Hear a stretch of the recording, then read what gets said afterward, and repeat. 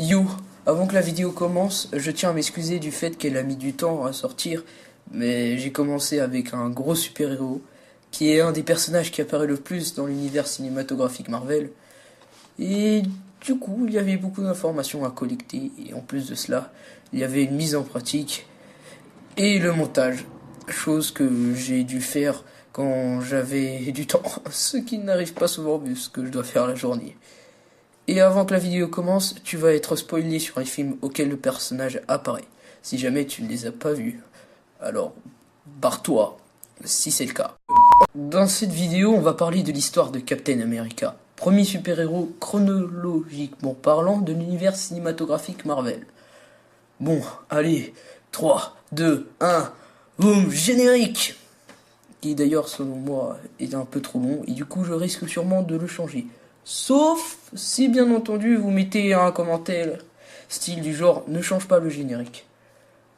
Bon, allez, 3, 2, 1, vrai boom générique.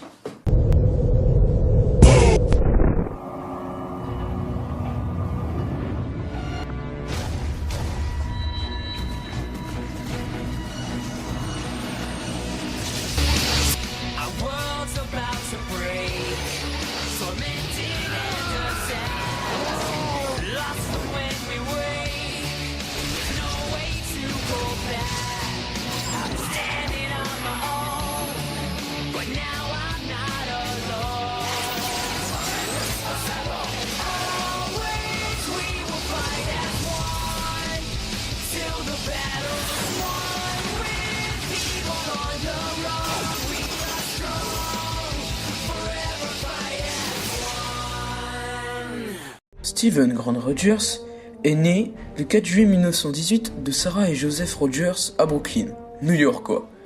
Avant sa naissance, son père est confirmé comme étant mort au combat durant la Première Guerre mondiale. Jeune, il rencontre son meilleur ami James Barnes, dit Bucky, lorsqu'il est attaqué par des brutes dans la rue. Entre 1932 et 1936, il entre dans la George Washington High School de Brooklyn. Mais toujours en 1936, sa mère meurt lorsqu'il a 18 ans. Un coup dur pour lui. Un an plus tard, il entre à la Urbandale Art School, jusqu'en 1938. C'est lors d'un cours d'art que les deux amis apprennent que leur pays entre dans la Seconde Guerre mondiale. De cette nouvelle, Steve souhaita directement rejoindre l'armée pour combattre en Europe contre les nazis. Bucky l'entraîne donc pendant au moins 2 semaines au Goldie's Boxing Club. Rapidement, ils se rendent tous deux à un centre de recrutement à New York. Malheureusement, Steve est rejeté, à l'inverse de Bucky qui est engagé. En décembre 1941, il essaye de s'engager dans différents centres, mais à chaque fois, il est rejeté en raison de ses problèmes physiques et de santé. Dans le but de remonter le moral de son meilleur ami, Bucky le convainc d'assister à une exposition sur les technologies du futur avec lui. C'est d'ailleurs la première fois qu'il verra Howard Stark. Là-bas, il rencontre le docteur Erskine qui avait entendu l'une de leurs conversations. Le docteur enregistre Rogers comme candidat au projet Renaissance, une expérience secrète de super soldats conduite par la section scientifique de réserve. Rogers s'entraîne dur au Camp Lake, un camp d'entraînement de l'armée. C'est d'ailleurs là-bas qu'il rencontre l'agent Peggy Carter, femme dont il a le coup de foudre. Au cours de son entraînement, il est souvent moqué et maltraité par les autres soldats, notamment par une brute nommée Gilmore Hodge. Pourtant, sa détermination ainsi que sa vivacité de pensée lui permettent de se distinguer au sein du groupe. C'est grâce à sa bonté du patriotisme et ses valeurs de la force qu'il est requis pour participer à l'expérience qui a pour but de transformer son cobaye en super soldat. Il a été accepté surtout grâce au soutien du docteur Erskine, malgré que la plupart des gens, et que le colonel Chester Phillips, ne l'auraient jamais qualifié. La nuit avant le traitement, Erskine révèle au futur super soldat que son premier sujet d'expérience, l'officier nazi Johann Smith, a utilisé une version imparfaite du traitement et qu'il est devenu un super humain souffrant d'effets secondaires négatifs en raison d'ambitions intérieures de pouvoir, de puissance, d'obsession, d'homme supérieur. Il était devenu crâne rouge. C'est dans une base secrète que Steve subit son expérience sous la tutelle de Erskine, de Howard Stark et de d'autres scientifiques renommés. Peggy et les principaux représentants de l'État sont présents lors de l'expérience. Malgré de nombreux cris de douleur et après avoir reçu un sérum spécial et des doses de radiation Vita, que Steve Rogers devint ce jour de 1942 le premier super-héros du monde. L'homme est passé de 1m63 à 1m93 et de 43 kg à 108 kg. Malheureusement, l'homme qui lui avait tout donné, le docteur Erskine, meurt d'une balle d'un assassin de crâne rouge présent dans la salle. L'homme arrive à voler la formule de super soldat. L'armée tente alors de reproduire la formule et en recrée 12, dont un confié à Howard Stark. Malgré la bravoure de Rogers en arrêtant l'assassin, le jeune homme ne va pas tout de suite sur le terrain. Avant cela, il participe à une tournée dans le pays où, grâce à des spectacles et des films de propagande, il promut les valeurs américaines et le fait de servir son pays sur les champs de bataille sous le personnage de Captain America, super soldat américain se battant avec un bouclier et des collants aux couleurs du drapeau du pays. En 1943, alors qu'il était en service en Italie, Rogers découvre que son rôle n'intéresse aucunement les soldats, ou du moins pas autant que les enfants qu'il rencontre habituellement. Déprimé par le travail qu'il a obtenu, et souhaitant toujours être un soldat, il décide de se battre sur le terrain malgré les ordres supérieurs. Il va alors libérer l'unité de son ami Bucky, enfermé dans une prison ennemie. C'est alors qu'il devint le vrai Captain America, premier super-héros des États-Unis. C'est grâce à cette mission qu'il découvre l'emplacement de plusieurs bases d'Hydra. Il va alors monter une équipe appelée Commando Hurlant, composée notamment de Bucky Barnes. Le commando a pour but d'effectuer des missions servant à détruire les bases dévoilées. Malheureusement, lors d'une mission se déroulant sur un train, Bucky Barnes meurt en tombant du fourgon, qui était sur un pont de haute hauteur. Enfin, pas exactement. Mais lors de cette mission, le bras droit de Crâne Rouge, le docteur Zola, est arrêté. Lors d'une attaque menée seule du quartier général d'Hydra, Captain America est fait prisonnier, mais est sauvé. Il rattrape alors Crâne Rouge qui tentait de fuir. Ayant battu tout le monde au bord du ruisseau, sauf Crâne Rouge, oui, parce que le Capitaine ne l'a pas battu, c'est juste qu'il est mort, ou je ne sais quoi, par le Tesseract. Enfin, je voulais juger. Patience. I have seen the future, Captain. There are no flags. Not my future.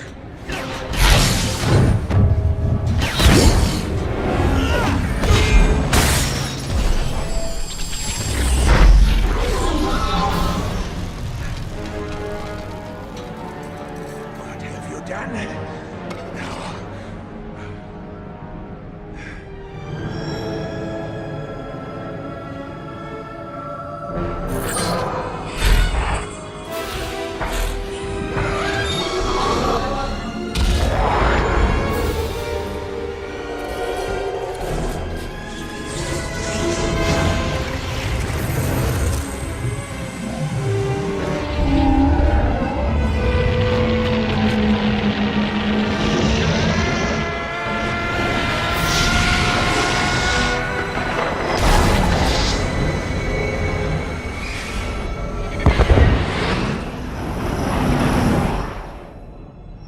Après cela, se crache intentionnellement dans les eaux arctiques pour éviter la mort de millions de civils.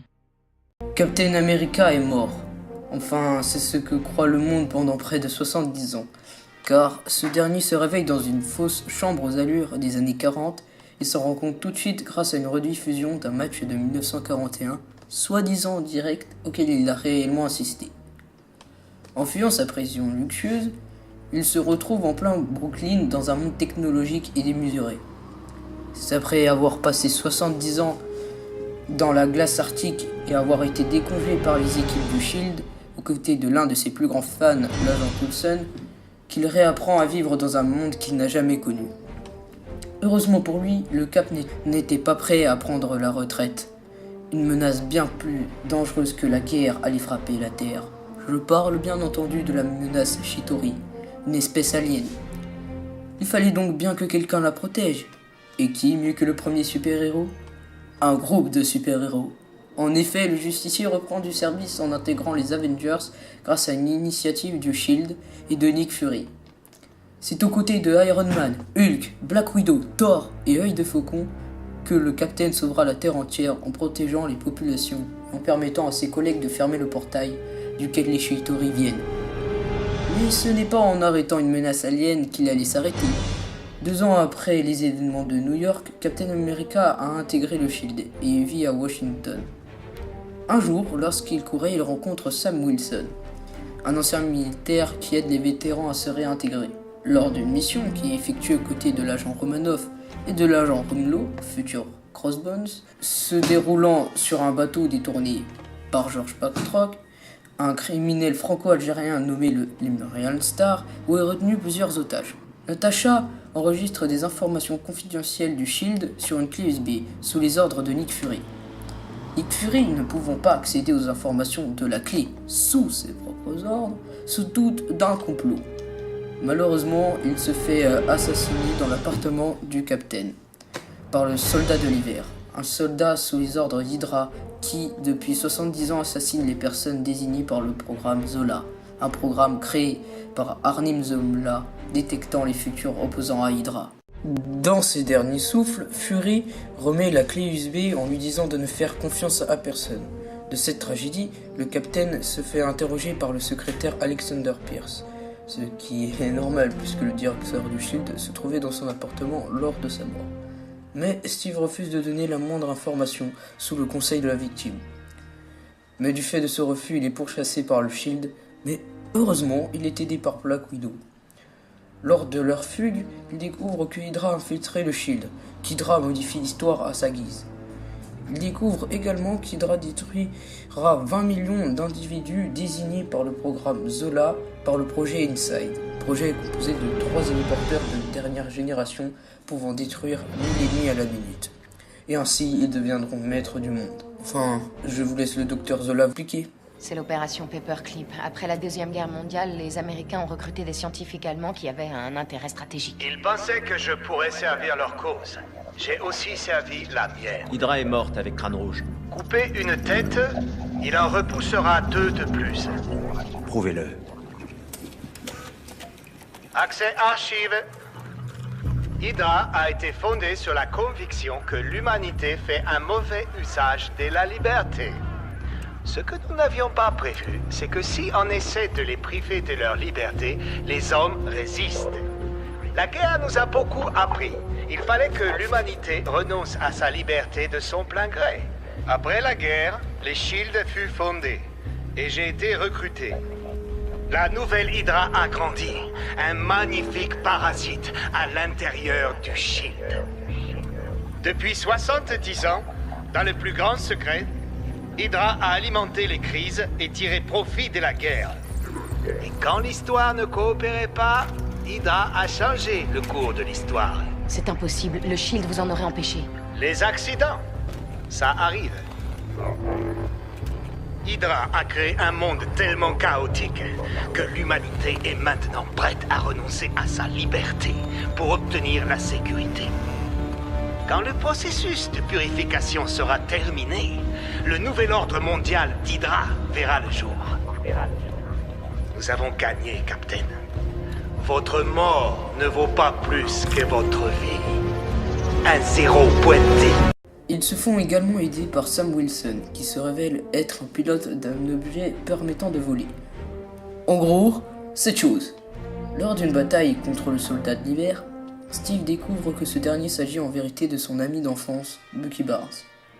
Puis, il se fait capturer aux côtés de ses amis, mais est délivré par Maria Hill, une des agentes les plus gradées du Shield.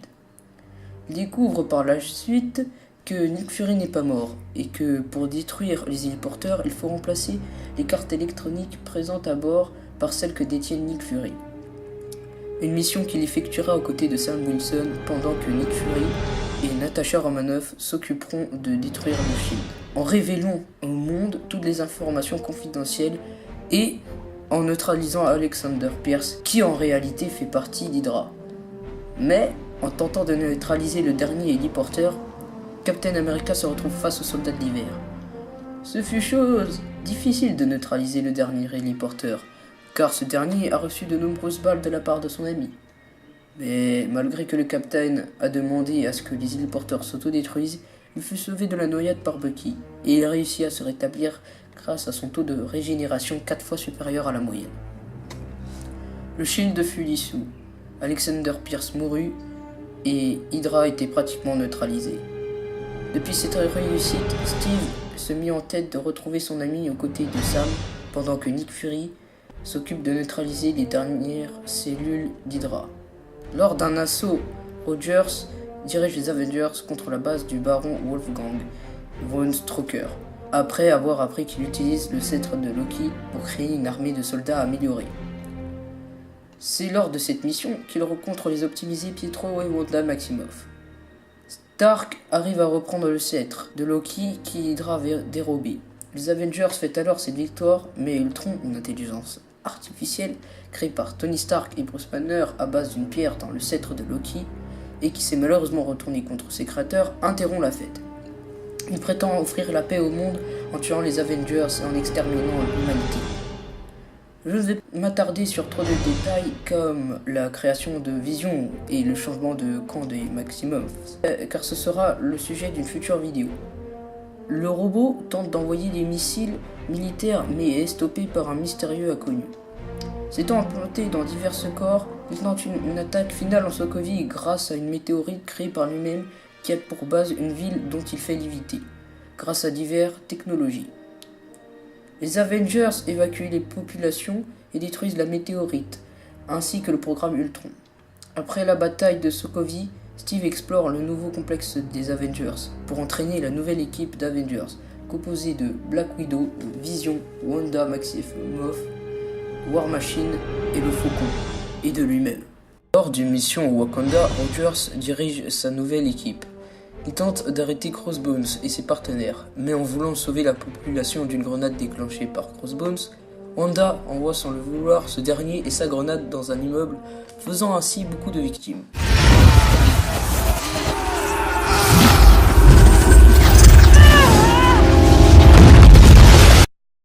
Cet acte crée un scandale mondial qui se suit d'un traité nommé les accords de Sokovie. Ce traité oblige les Avengers à être contrôlés par les États-Unis. Les Avengers sont obligés de signer ce traité s'ils veulent continuer leur carrière.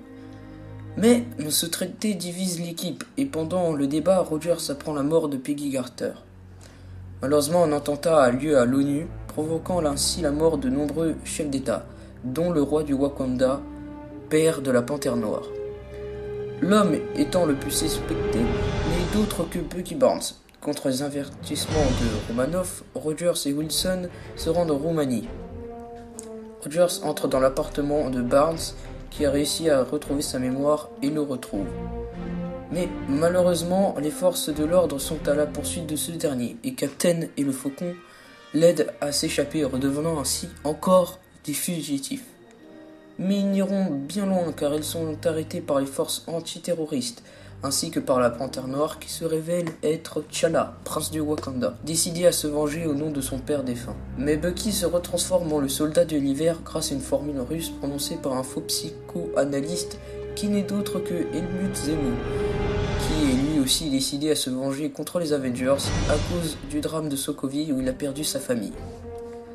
Bucky, battu par Captain, retrouve ses esprits et conclut que les intentions de Zemo sont de contrôler les autres soldats de l'hiver, enfermés dans un complexe en Sibérie. Malheureusement, tous les Avengers ne soutiennent pas cette hypothèse. Et pour se rendre en Sibérie, ils volent un vaisseau se trouvant dans un aéroport, suite à une bataille aux côtés de Wanda, le Faucon, Bucky, Œil de Faucon et Ant-Man, face à Iron Man, Black Widow, la Panthère Noire, War Machine et Vision. Arrivés en Sibérie, ils découvrent aux côtés de Iron Man. Oui, Stark les a rejoints amicalement car Sam Wilson lui a dit où il se trouvait en lui expliquant qu'il vient tout juste de comprendre que les deux amis de la Seconde Guerre mondiale avaient raison à propos des intentions de Zemo grâce à une vidéo envoyée par la police. Je disais donc qu'ils découvrent ensemble les cadavres des soldats de l'hiver et qu'ils ont été tués par Helmut et que son véritable but est de faire entretuer les Avengers. Malheureusement, il y arrivera presque grâce à une vidéo montrant Bucky tuant les parents de Tony. Suite à cela, Tony se met dans une rage folle et se bat face au Captain et son ami. Ayant réussi à battre Iron Man, les deux copains fuient en tant que fugitifs et criminels aux yeux de la loi, laissant le bouclier derrière eux. Malgré son histoire extraordinaire, Captain America n'a pas fini de nous époustoufler. Il lui reste encore une page à écrire. Yo, c'est la fin de cette vidéo. Si jamais tu l'as aimé, tu peux mettre un pouce bleu et t'abonner si le contenu de la chaîne te plaît. Tout ça si tu le désires et que tu en as envie, bien entendu. Yo, c'était Story of Perso.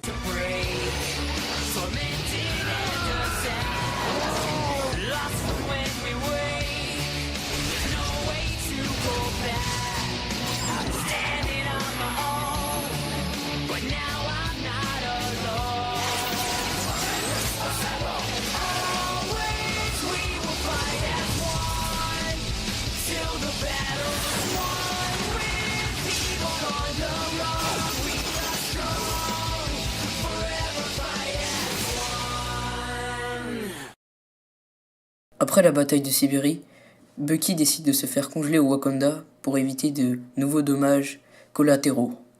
Bravo Bucky.